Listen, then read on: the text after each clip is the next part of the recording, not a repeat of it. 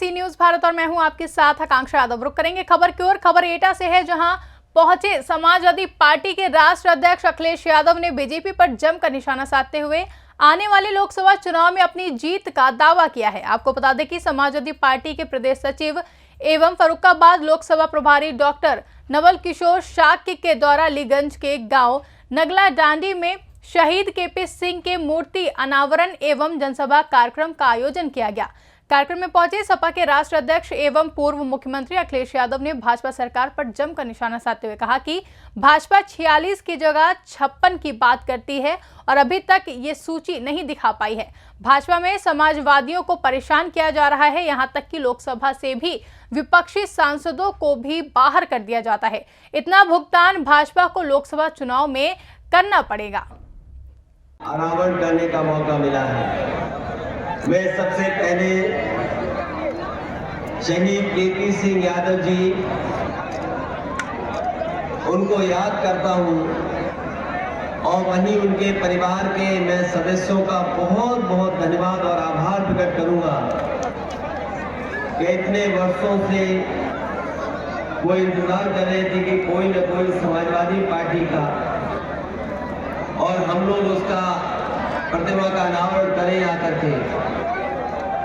वो इंतजार करते रहे, लेकिन प्रतिमा का अनावरण नहीं होने दिया उन्होंने। मैं उनके परिवार के पिताजी और परिवार के जितने भी सदस्य उनका आभारी हूँ कि आज जो शहीद को सम्मान देने का हमें मौका मिला है, हम समाजवादी लोग उनका हमेशा हमेशा आभारी रहेंगे।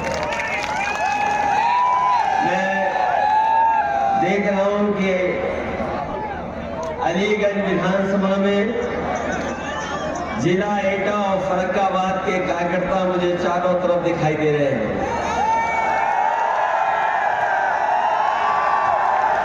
मैं जहां से चल करके आ रहा हूं, जीटी रोड से जहां से उतरा हूं सड़क से, और आपके बीच में जहां तक मैं आया हूं, मुझे पूरे के पूरे समाजवादी समर्थक दिखाई दिए हैं। पूरा मैदान हमें भरा दिखाई दे रहा है। वहीं मुझे दूर खेतों से उधर दूर तक भी लोग दिखाई दे रहे हैं। ये जनता भरोसा दिला रही है कि सरकार में कोई हो, लेकिन जनता आज भी समाजवादी पार्टी के साथ खड़ी है। मैं कल आजमगढ़ में लगभग लखनऊ से 300 किलोमीटर दूर वहां एक कार्यक्रम में शामिल होने गया था। मेरा कल का कार्यक्रम और आज का कार्यक्रम दोनों हेलीकॉप्टर से थे, लेकिन मौसम ठीक न होने के कारण मैं आजमगढ़ में सड़क से जाने का मौका मिला। मुझे सड़क से मैं गया और यहाँ पर भी आपके बीच में सड़क से चलकर आया हूँ। 300 किलोमीटर जाना, 300 किलोमीटर आना और लगभग 300 किलोमीटर चल करके आपके बीच में पहुंच करके जो ये जन समर्थन दिखाई दे रहा है, इसने हम लोगों का मनोबल बढ़ाने का काम किया है। और अगर 1000 किलोमीटर चल करके आए हो और चुनाव में 100 दिन बचे हो, 1000 किलोमीटर चल करके हम लोग आए हैं और चुनाव में केवल 100 दिन बचे हैं। मैं अपने पत्रकार साथियों के साथ और बड़ी जिम्मेदारी के साथ कह सकता हूं, उत्तर प्रदेश में अगर कहीं सबसे ज्यादा एक जगह लोग एकत्रित हुए हैं तो यही गांव है, शहीद केपी सिंह के सम्मान में इकट्ठे हुए हैं। जहां तक देखिए सरी सर और लाल टोपी दिखाई दे रही है। जिस समय हम और आप यहाँ खड़े हैं, हमें और आपको देश की भी चिंता करनी चाहिए। और देश की चिंता इसलिए हो क्योंकि आज अगर हम किसी चीज को देखें तो हम तक आज तक सच्चाई नहीं पहुंच रही है। अभी आपने देखा होगा कुछ दिन पहले कश्मीर में अपने जवान शहीद हो गए। वो एम्बुश था, उन्हें जानकारी नहीं थी, हमारे जवान शहीद हो गए। और जब वो शहीद घर परिवार के बीच में पहुंचे तो वहां पर ऑर्डर था कि जो कॉफिन खोला नहीं जाएगा, जिस डब्बे में उनका शहीदों का पार्थिव शरीर आया है वो डब्बा नहीं खोला जाएगा।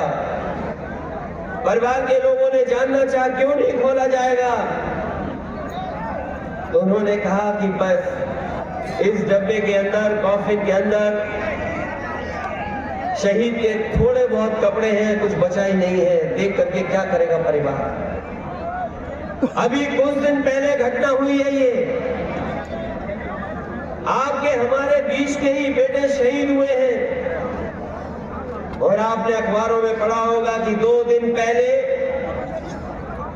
देश के रक्षा मंत्री जो जवान शहीद हुए उनके घर नहीं गए, जो किसी और कारण जिनकी जान चली गई उनके परिवार के बीच में गए, वो उन परिवारों को समझाने गए। 3 लोगों की जान चली गई, उन परिवारों को समझाने गए,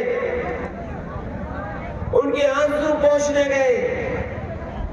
लेकिन भारतीय जनता पार्टी की सरकार के लोग जो सबसे ऊंचे पदों पर बैठे हैं, वो उन जवानों के घर पर नहीं गए जिन जवानों ने अपनी जान दे दी, शहीद हो गए।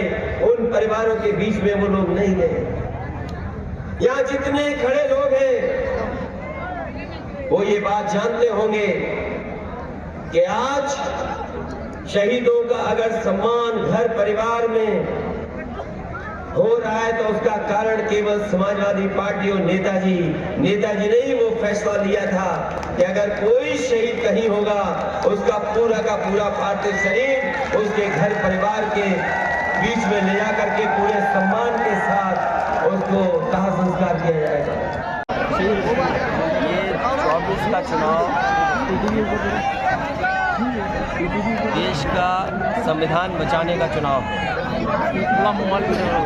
ये वही भारतीय जनता पार्टी है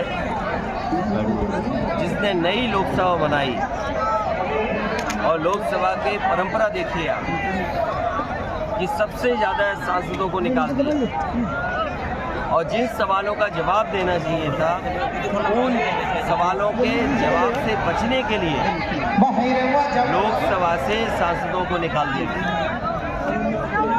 और जो सबसे